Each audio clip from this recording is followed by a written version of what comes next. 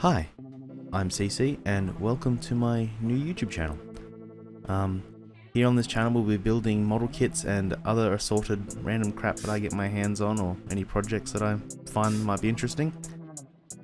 Please note that I am very much a beginner, so if I make any weird mistakes or leave any little nubs or anything on models, please just forgive that and we will have a really good time. Now, I'm very much interested in like Zoids and a lot of Pokemon models and stuff like that. Not huge into Gundam and Gunpla, but maybe one day if I decide that's something we should do. Otherwise, we'll just keep building all the cool stuff that I can find and get right into it. Like I said, I'm brand new, so I will give you a quick rundown of my collection, which is four things, and they're all Pokemon models, but we'll go through them and we'll have a good look. Be a good time.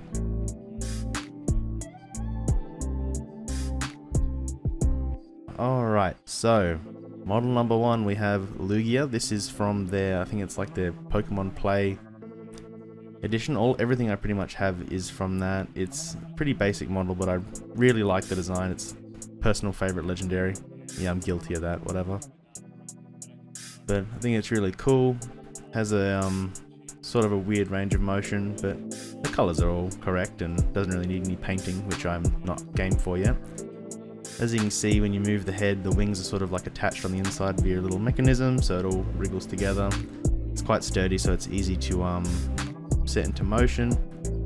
Sure, nice. The tail also moves, which is how you attach it, depending on how you want it to be sitting on the stand.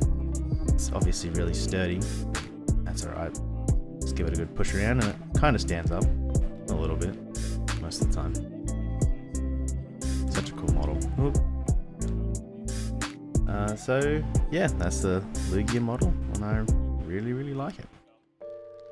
It's a bit of a strange one, but I know not a lot of people aren't the biggest fans of the Gen 1 birds or dragon things, but I love them a lot, so. Alright, next up was the second model I ever built, and one of my first great failures. We have Resharam.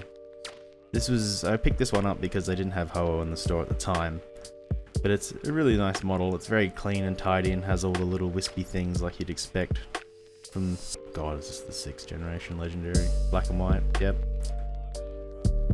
But as you can see, it's got rings on the tail, everything all claps on, it's already mostly pre-painted.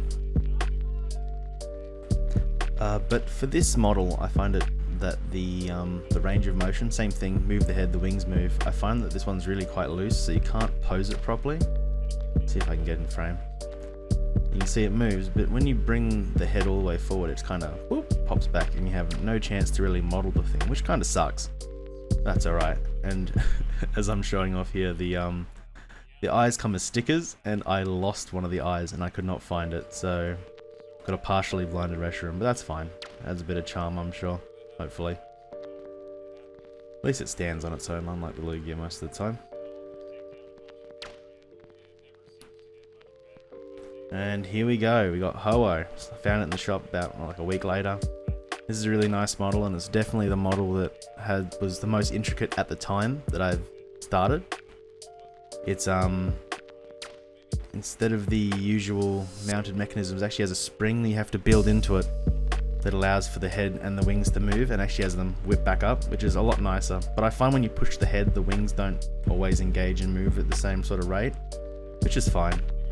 As you can see, the eyes and the neck green ring, I suppose, are also stickers, which is kind of painful, as is every single little bright yellow piece on the tail, on the outside and the inside.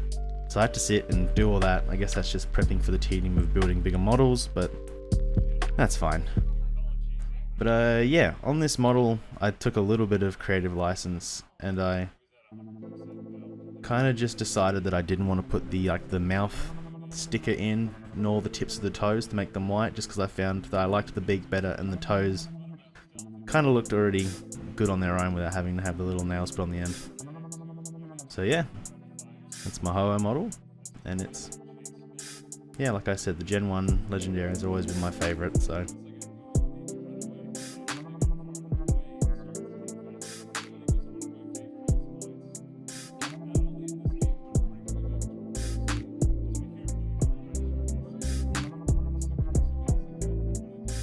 And finally, the last of the 4 models I've built and the most articulate is this little model of Mewtwo.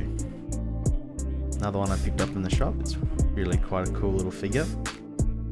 And like I said, it's the most articulate. It has probably the most moving parts to allow you to give it good posing, I suppose. Posing.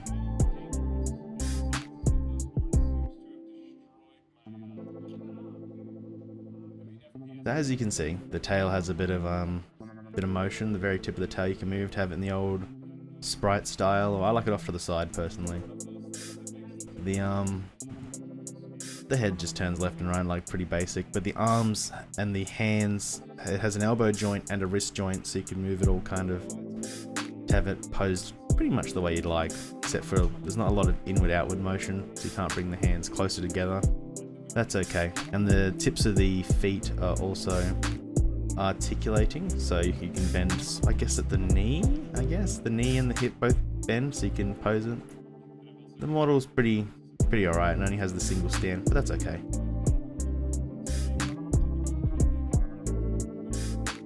Alright, so on top of those I have these 4, and these will be the next 4 videos coming out on this channel. We have an Eevee, which should be a pretty easy model to build, I have a feeling, because it looks different than the rest, but we'll have to open it and find out. We got Lucario and Riolu, a double up, that should be fun. We got Gengar, that looks pretty familiar. And we got Zekrom to finish off the 2 dragons. We haven't got Kyurem model because there's none in Australia at the moment. But those are the ones we are planning to build, so if you guys want to stick around and see that, I would very much appreciate it. Thank you so much for watching, and I will see you next time.